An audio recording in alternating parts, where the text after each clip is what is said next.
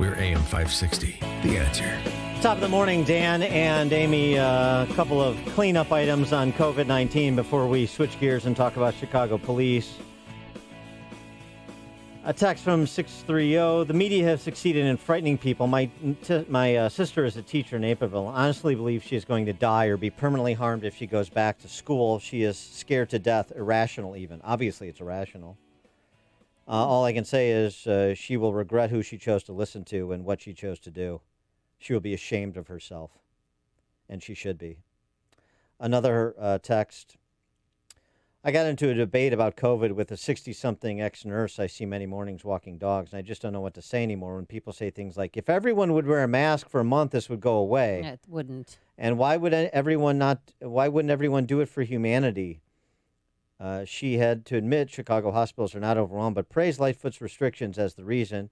She also does not think kids should be back in school. Of course, help.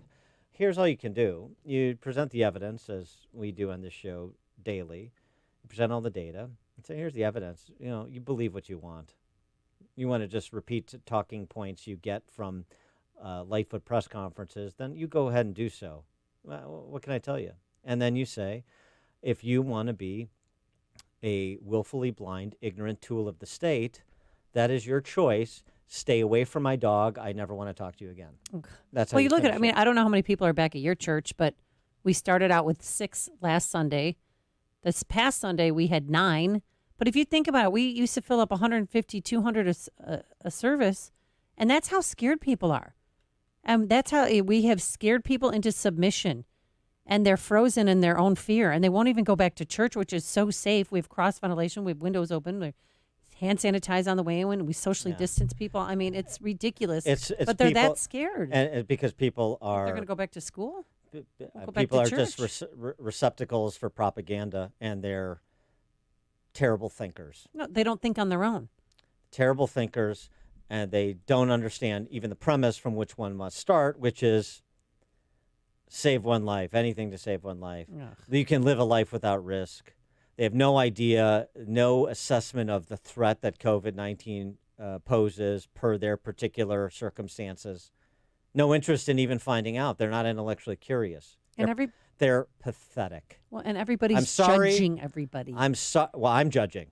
I am judging everybody. No, I'm saying, how could you let your son go back to work? There's hundreds of people. I'm like, because that's a choice we have made. And I'm judging them. And we're fine. I'm judging them. Well, they're judging me. I'm done with them. They are pathetic. And they need to be addressed straight away. Because if you continue making excuses for people that are making terrible decisions, or people supporting people making terrible decisions, you're going to continue getting terrible decisions. I got an email from somebody, or text, Facebook message just now. Some teachers want to work, but when you have a 15-page letter of mandates from the governor stating how to do school, the governor made things so difficult that teaching would be impossible. The governor's obviously not a help in this. No. He did not make teaching impossible. And I understand we have terrible public officials, and I understand we are not operating from a basis of science or data or reason in this city or this state. I understand all that. Take it upon yourself to run your own program in your school district.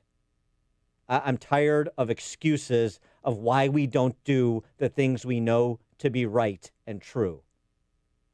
Take it upon yourself. And that's a perfect segue to our next topic, which is the blood running red in the streets of Chicago, and making excuses for that, as well as trying to recast how well things are going, as Mayor Triple Threat did yesterday. It's the media's fault. Honestly, you have to hear this. But again, I'd urge the media to dig into the numbers. We put additional resources and focus on the 11th district. And if you look at the weekend numbers comparatively, we actually did quite well there. We're now going to put even more resources on top of what the regular resources are in tier 1 districts on the south side. And hopefully we find the same kind of success that we saw in the 11th district. Celebrating 63 shot and 12 dead. She's not I know, but I'm saying that it's the media's fault because look at the 11th district. They got better. We're looking at it wrong, Dan. It is the media's fault, but the media's on the same side as Triple Threat. the Chicago media is part of the problem, of course, because they run interference and they repeat the propaganda they're told from these big government politicians. Of course, that's what the AFL-CIO Times does. That's what the Tribune does, too. These are all woke know-nothings that are writing these pieces, too. So they write the same pieces about Chicago violence they've been writing for 30 years. Same mentality, same approach, same byproduct. What a surprise. Here's the bottom line. It doesn't really matter, Mayor Lightfoot, if somebody is murdered in Woodlawn or murdered in Austin, does it? The point is that year over year, murders and shootings are up 30% when Chicago was already, as the Wall Street Journal so coined us, Murder City, USA. So I'm fascinated you want to break this down by police district. That's super interesting. The bottom line is the number of people dead and the number of people significantly wounded by bullets. That's the bottom line. But we don't bottom line anything here. For more on this, we're pleased to be joined by Dean Angelo Sr., retired Chicago police officer, former president of Chicago FOP. Dean, thanks for joining us again. Appreciate it. Good morning. Good morning. I guess we should start with the reception of federal law enforcement support for controlling crime in Chicago. Mayor Lightfoot dispensing with her FUs in the direction of the president, saying if he's really interested to help, we could use the federal support. So is federal support a good thing in your practice? Federal law enforcement helping with investigation, helping with prosecutions? Federal enforcement has always been welcomed, not only here but anywhere that you have the volume of criminal engagement that we do in cities like Chicago. And you welcome that partnership. You build on those partnerships. I have several acquaintances that from the federal side that were initiated because of partnered investigations. They have unlimited resources, much better equipment usually, and come at the incidents with a completely different take because they're coming in with fresh eyes and maybe a new plan, maybe a new direction of discussion. And I would think, as in the past, we would want to welcome and building on that partnership with our federal sisters and brothers. But, there's so much politics attached to this latest assistance that I'm not sure that's ever going to happen. Well, so do you see a time when the 150 agents would actually be out on the streets helping Chicago police? Because the cops looked like they needed help Friday night. I felt so bad for them. And where was the backup? Yeah. It was awful. Yeah. Well, that incident, I don't believe that they were prepared for that amount of people. It's obvious by not only just the bike team being out there, but the limited number of bike team officers that were there. They were caught off guard, and then they had to rush and do the, let's get the cavalry in here call.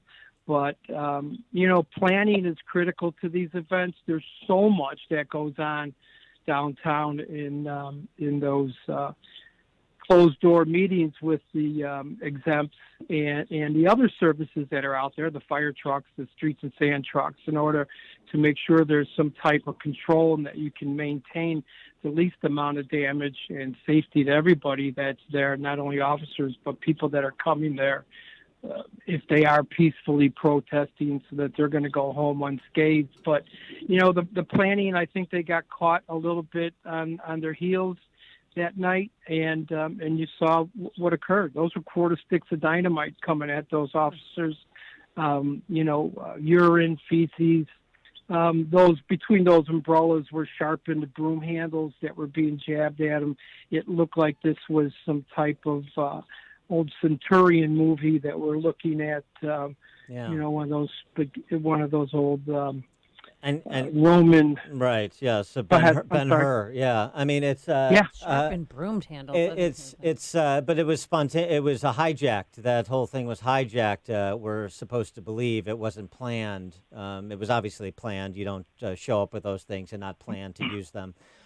So, what's your assessment of the tandem of Lightfoot and Brown and how well they're doing to address the endemic street violence, and now this layer of civil unrest on top of it, rioting. Well, the violence. I said this in 2015 that this was going to happen. We saw that coming. We were aware of the repercussions that were coming with new legislation from Springfield and restrictions on policing as we knew it to be effective, and they removed those tools. And I think, Dan, in our conversation, I mentioned about losing the corners, losing your block, losing your community, and we're here now. And to get it back is going to be tough because you've given so much ground away, not only with the violence, but with the type of policing that people have demanded. Well, now you're getting it. This is not that the police officers are standing back and they're not doing their job. Their internal restrictions cause them to act in a certain way that is contrary to what police officers were hired to do. And we're seeing results not only in Chicago, but this is going on across the country. Mm-hmm. A open letter from a black CPD officer that was sent to Anita Padilla over at Fox Chicago, and she posted. He writes this: I've been a Chicago police officer for a little over 10 years. I'm also an African-American man who grew up on the south side of Chicago in Inglewood. Unlike you, Mayor Lightfoot, I'm a lifelong Chicagoan and pretty much know this city like the back of my hand. Growing up in Inglewood, I've had several encounters with police, good and bad, gangs, and miscellaneous citizens. The open letter is not about me, though. I felt a need to express my disappointment at your genuine hate and the lack of support you have shown to the men and women of the Chicago Police Department. Do you think that is a sentiment that is widely held within Chicago Police Department ranks? Yeah, I do. It's a situation now that is, developed a life of its own, more or less. The morale is in the toilet. It is difficult for these officers to question their career choice right now because they all wanted to be the police. No one's forced to take this job. People want to do it for a multitude of reasons, but they're second guessing that career. They don't see any arms of support, reaching out to their way. You have the court system that's kicking everyone after they arrest them. There's no charges, so it's a revolving door at 26th Street. You have incidents where officers are being injured, and the first thing they hear is if you were dissatisfied with the service you received at the riot, here's the number you need to call to complain. Yep. No, if you're dissatisfied with the service you received at the riot, yes, exactly. Yeah, it's comical, but it's not. And then these kids are coming back. I call them kids because every one of them is younger than me. But, these officers are coming back day in and day out. Their day offs are canceled, within a very minimal amount of notice. Their days are stretched from 9.5 to 12, and 12 turns into 15. And they're working 13-hour days, back during the stretch when this was more prevalent. But after they put forward all that effort and they put up with those face-to-face abuses and I mean, what they say to these police officers and the female officers is just horrific. But you take it, you put up with it, because God forbid you're on someone's cell phone and you're doing what any normal human would do when their intimate zone is violated.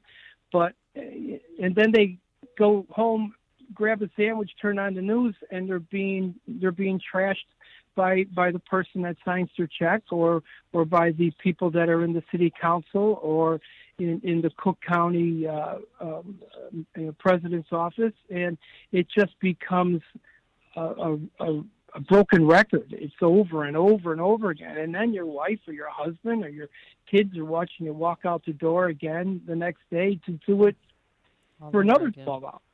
And haven't you noticed? I mean, this has been going on for a while now, but If you look at the footage of Friday night, half of them, are throwing projectiles at him. And then those that aren't throwing projectiles all have their cameras up. And they all want to get that I got you moment, like Miracle Boyd did. Right. So- Right. Well, they want to be part of the litigation. Those lawsuits are quite lucrative ways to set yourself up at times. But they were really organized with the umbrellas and the bikes. They put a wall of bicycles up to try to block the officers from gaining access to the statue area. Dean, they're training somewhere. What's the path back towards civilization? From where is the path back to if we want to choose to take it? We may not want to, but if we want to choose to take it, what is the path back to civilization?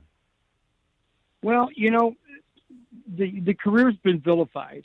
So how do you come off of your front porch and tell your buddies, if you're from any ethnicity, and tell your friends that, I'm going to go take the police test.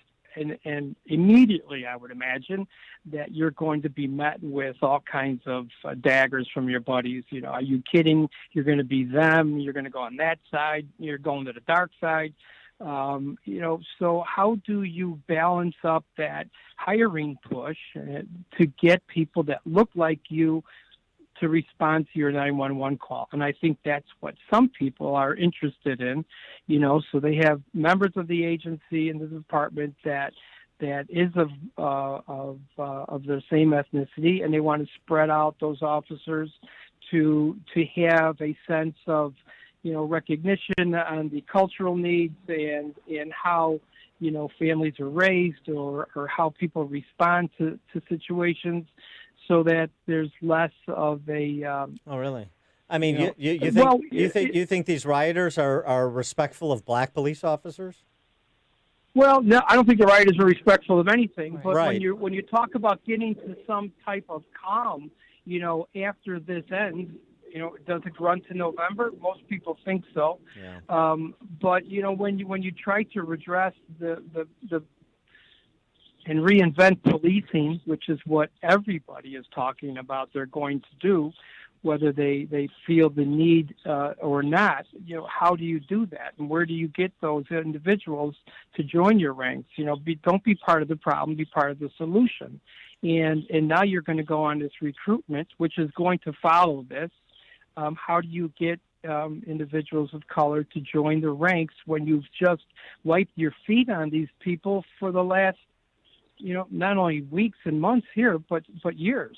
So it's a tough nut to crack, and it's got to be done by people. Those boots on the ground officers that are out there have to be involved in this engagement when they try to look at what policing is going to be or what they think they could use that will help them in their day-to-day operations. And it certainly isn't individuals that have been elected that refuse to get in a car to do a ride-along or can't tell you the difference between a chokehold and the sleeper hold, for lack of a better word, where you put pressure on the carotid to put someone down, that's trying to take advantage of your weapon, and you're in a life and death situation, but you have people telling you what you can and can't do to save your own life when they've never experienced what you do every day. They refuse to get in the squad cars. They refuse to come out and do